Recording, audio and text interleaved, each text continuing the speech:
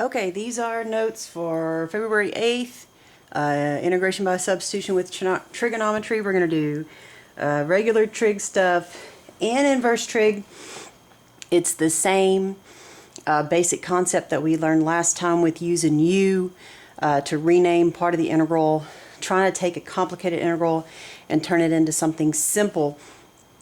Last time we turned it into something where we could use power rule on it. Well, now we're going to be using our trig rules and our inverse trig rules, as well as the power rule for integration. So basically this is backwards chain rule. So first we're going to take some derivatives with the chain rule to make sure you remember how the chain rule works, taking derivatives, so that'll help us with going backwards.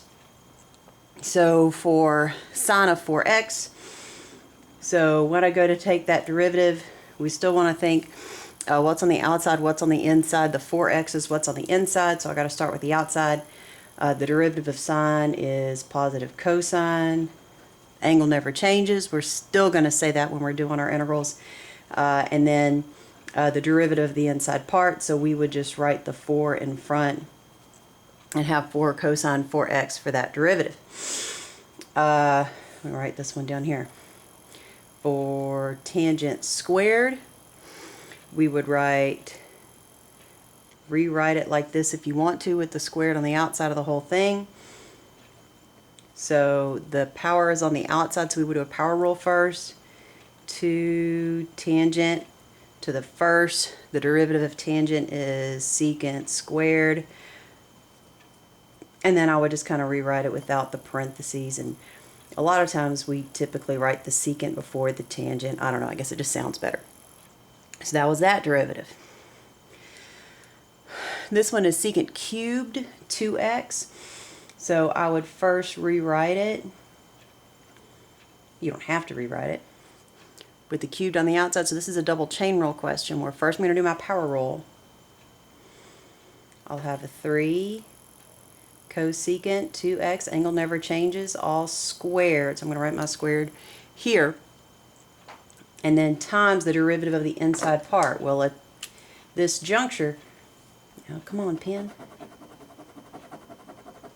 That's my inside part right there. So this right here, yeah, that green pen's done. All right. So this is my inside part. So right here I'm going to put the derivative of that, which involves first taking the derivative secant, cosecant, which is negative cosecant, angle never changes, cotangent, angle never changes, and then times another 2 as derivative of the 2x inside part. So double chain rule. And then we would just clean that up. I'd move the negative in front. I'd have a -6, moving all those constants in front. Multiply my cosecants. I'd have cosecant cubed 2x, cotangent 2x. All right, and then the last one, cotangent 3x minus 1 squared. I'll write this one here. Cotangent 3x minus 1 squared. So only the angle is squared. So the cotangent is on the outside. Derivative of cotangent is negative cosecant squared. Angle never changes. The squared is part of the angle. And I'm kind of running out of room. So here we'll have the derivative of the angle. So all that would go there. So I had to do power rule, chain rule for the derivative of the angle. So then when I clean that up, I'd have a -6, and then I'd put the 3x minus 1 there. Cosecant squared 3x minus 1 squared, like that. So that's derivatives that we already knew. We already knew that stuff. That's fantastic. We already knew that stuff. But that's what we're going to use to help us take these integrals. So this one,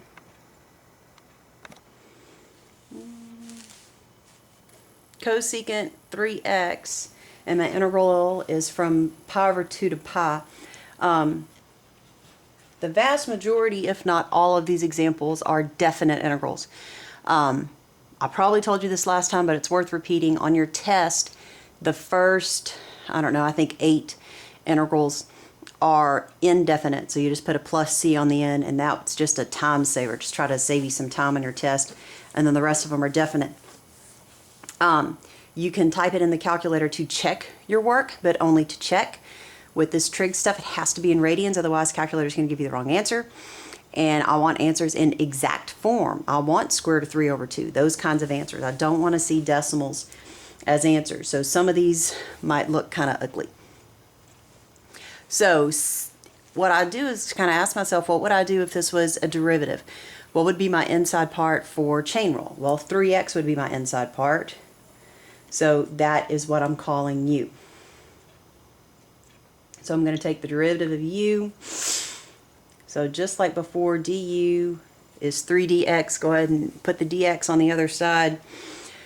So all I have in the problem, all I have here is a dx. So I'm going to have to get rid of the 3. So 1/3 du equals dx. This is very similar to what we did with the stuff that didn't have trig. So when I substitute my u du, my u is only 3x, all right? So I didn't do anything to the cosine. Cosine is just going to stay here, cosine u du. And then I'm going to have a 1/3 that I'm going to try to squeeze on the outside of that integral. Cosine doesn't bother me leaving it in an integral because it is a derivative. Any trig function that is a derivative on its own, I don't mind it staying in the integral. I just substituted a u for the angle. So when I integrate cosine, I'm going to get sine. See, the derivative of sine is cosine, so yeah, positive sine of u. We're going to go ahead and plug in the 3x. Remember, our choices are either plug back in for u and use the original limits, or change my limits so that I can use u. And so now we're going to plug in top number minus plugging in the bottom number. And now I'm just going to kind of go to my chart to get these values. Sine of 3 pi is 0. Sine of 3 pi over 2 is a -1. So I'm going to get a positive 1/3 for that.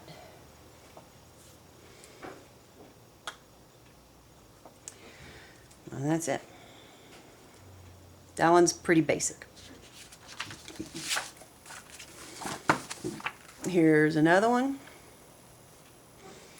So when I look at this, I don't freak out because the secant is squared. Secant squared doesn't scare me because it is a derivative. So this is the exact same type of problem that we just had, where u is going to be my angle. It says x over 2. I'm going to write it as 1/2 x.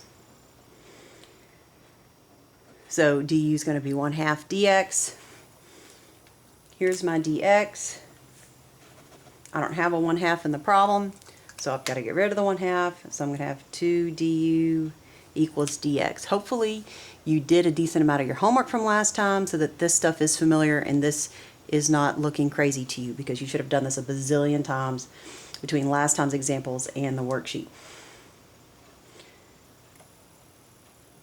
So we substitute in for u, so I'm going to have a 2 out there. So when I integrate secant squared u, which if you look at your trig derivatives, this is one reason why they're written with u's in them, is for this. So secant squared u, du goes back to tangent u. So I'll have a 2, tangent u. Going to go ahead and plug back in my u instead of changing my limits. That's the way I like to do things. And if you want to change your limits, go for it. That's okay. It doesn't matter. This is just the way I like to do things. So I'm going to plug back in my values, finish evaluating the definite integral. 2 tangent and then 1/2 times pi over 2 minus 2 tangent 1/2 times a negative pi over 3. So this is 2 tangent pi over 4 minus 2 tangent negative pi over 6. So tangent of pi over 4, that's a first quadrant angle. Tangent of pi over 4 is 1, so that part's just going to be a 2. Tangent of a negative pi over 6. All right, well, negative pi over 6 is quadrant 4. What is tangent doing in quadrant 4? Tangent is negative in quadrant 4. And what is the tangent of pi over 6? Square root of 3 over 3. So negative square root of 3 over 3. So this is 2 plus 2 square roots of 3 over 3. And I want you writing your answers as one fraction in this unit. So I need to get a common denominator. So this would be 6 plus 2 square roots of 3 over 3. So if you go to check this in the calculator, you integrate it in the calculator, make sure you're in radians, and then you're going to get some decimal answer, and then just type in this and make sure you get the same decimal. I probably said this last time, but I'm going to say it again. When you take your test, do not check every single problem as you do them, because if you get hung up on one of the very first ones and it's not right, and you keep working it over and over and over and over, you're going to lose a lot of time that could be spent on all the other questions on the test when maybe all you missed was a negative sign. And, that would only be like 1 point off on your test, and you just spent 15 minutes trying to recoup 1 point. So I say do the whole test and then go back and try to check stuff. So when I look at this one, I have 2 trig functions, secant squared and tangent squared.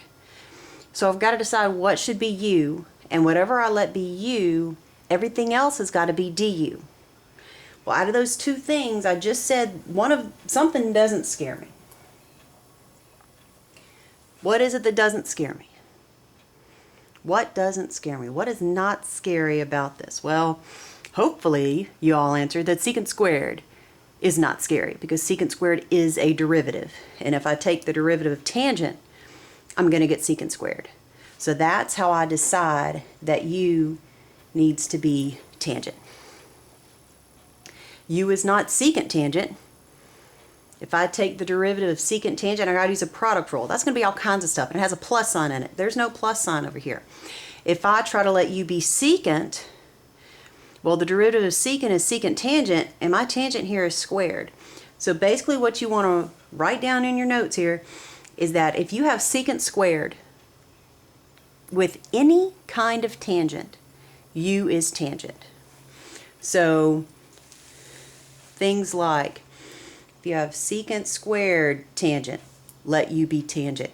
If I have secant squared tangent to the third, let u be tangent. If I have secant squared over tangent, u is tangent. This is going to end up being a natural log. We'll look at one like this later. Don't freak out, Andy. I didn't say natural log. You didn't hear that. If you have secant squared square root of tangent, u is going to be tangent. So secant squared paired up with any kind of a tangent, let u be tangent. So back over here. So u is tangent. And that also goes for cosecant and cotangent. You're just going to have a negative in there somewhere if that's your situation. The derivative of tangent is secant squared x dx. So I have secant squared x dx. So all of this is now going to be du. So all of that right there is du. And then u is tangent. So this is actually u squared. So when I substitute all this stuff in, I just have u squared du. I took all this ugly trig stuff and turned it into u squared du. So how do I integrate u squared du? With a nice, neat, simple little power rule. 1/3 u cubed. And then I'm just going to substitute back in my u and then finish out the definite integral. So we started with trig, but I ended up not needing a trig rule to actually do the integration. I needed a trig derivative to figure out my du. I used trig stuff there, but the actual integration was just a power rule. So we're going to plug in our stuff.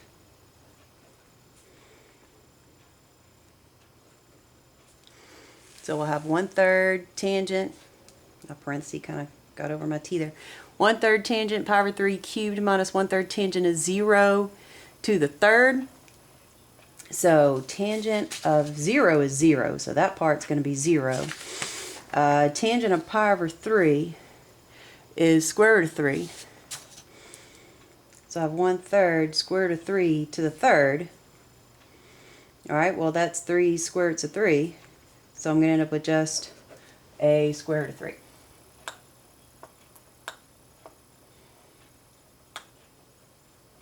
Oops.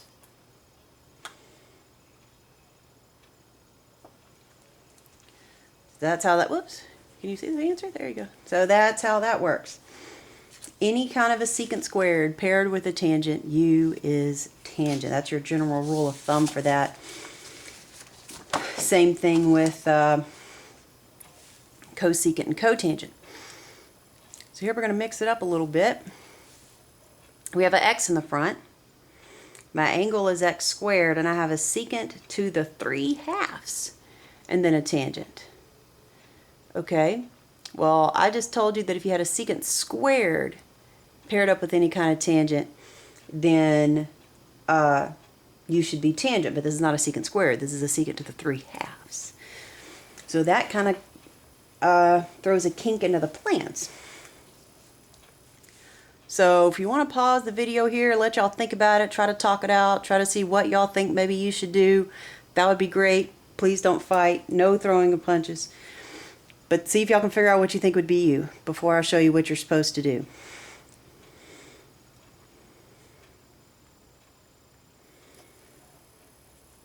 We got some weird limits. Square root of pi over 2, negative square root of pi over 2. What I'm going to do is I'm going to take this secant to the 3/2 and I'm going to rewrite it. I'm going to write it as secant to the 1/2 times the secant to the first. And then I still have my tangent to the first. So the angle is x squared. Angle never changes. Great. That's my angle. Who cares about the angle? Got it there.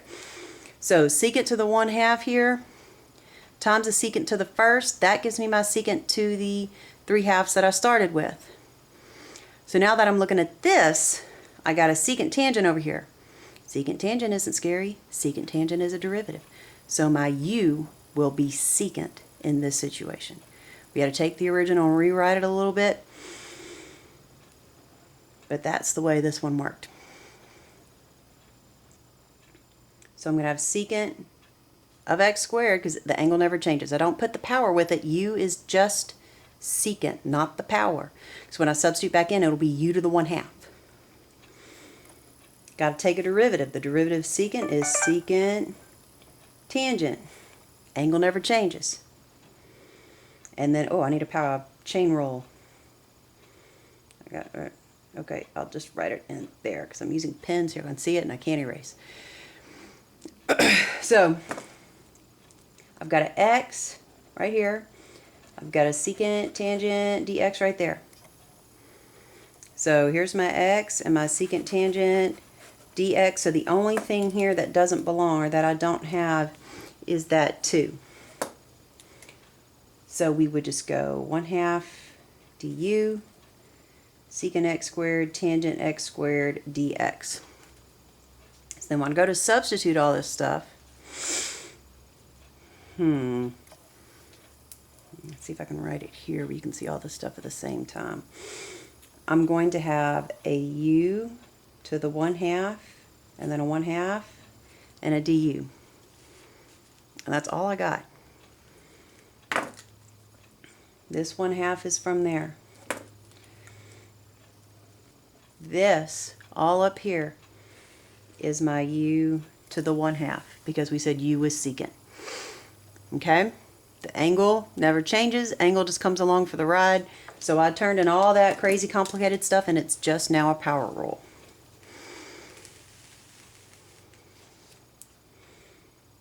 So I'm going to add to the exponent, divide by the new exponent. So that gives me a 1/3 u to the 3/2.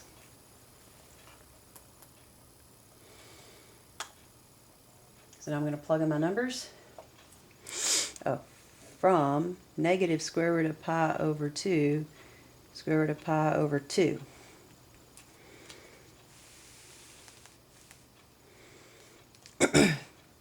One-third secant square root of pi over 2 squared, all to the 3/2 power, minus 1/3 secant square root of pi over 2 negative squared, all to the 3/2. So 1/3 secant, this is going to be just a pi over 4 to the 3/2 minus 1/3 secant. This is also just a pi over 4 to the 3/2. So I end up with 0. And don't say, oh, we did all that work for nothing. Zero's a number. Don't hate on the 0. So that's how that went. Go back and look at it again. Rewind this video. Listen to the whole thing again if you think you need to hear the whole thing again. But go back and look at what we did. Well, you could have tried all kinds of different things for you to begin with, and nothing was going to work until we split it up like that. Sometimes that's the strategy that we're going to have to use.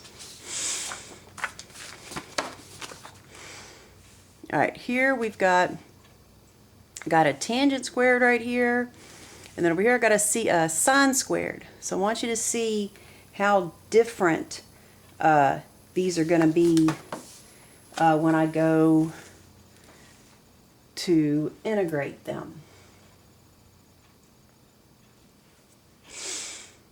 For tangent squared, when I look at my list of derivatives, whoops, there you go. Look at my list of derivatives. Tangent squared is not a derivative, so it's kind of scary. So I can't just say u is tangent, because the derivative of tangent is secant squared, and there is no secant squared in this problem. So that's a problem.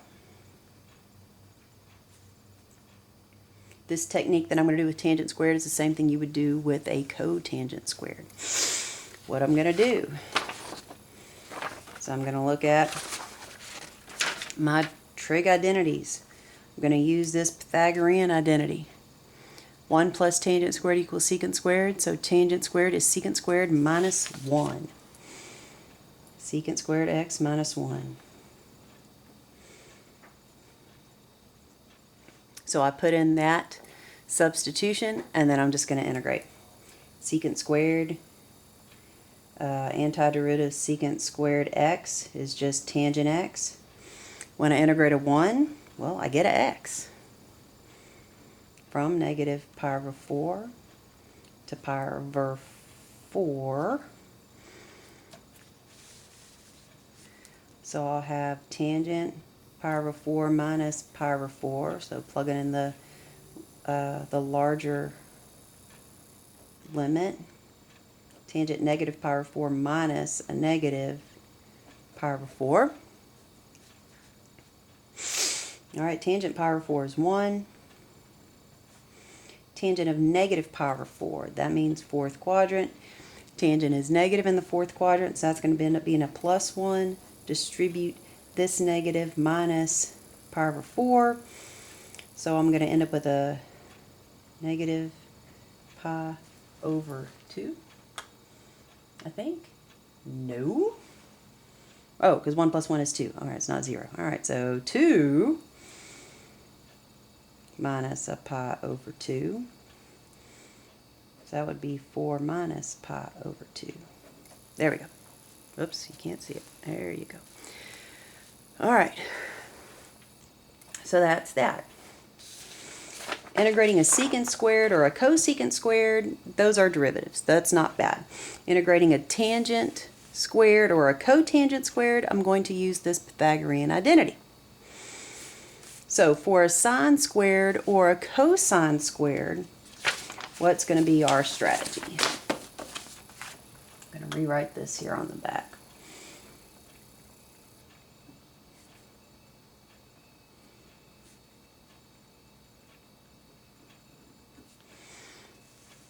Alright, so here's our integral for sine squared.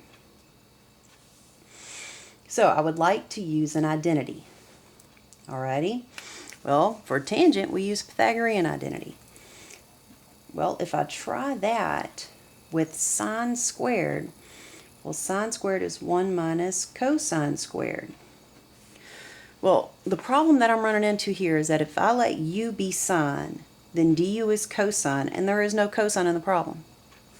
So if I use this substitution, well, I have the same problem. If u is cosine, then du is negative sine, and there's no negative sign in this.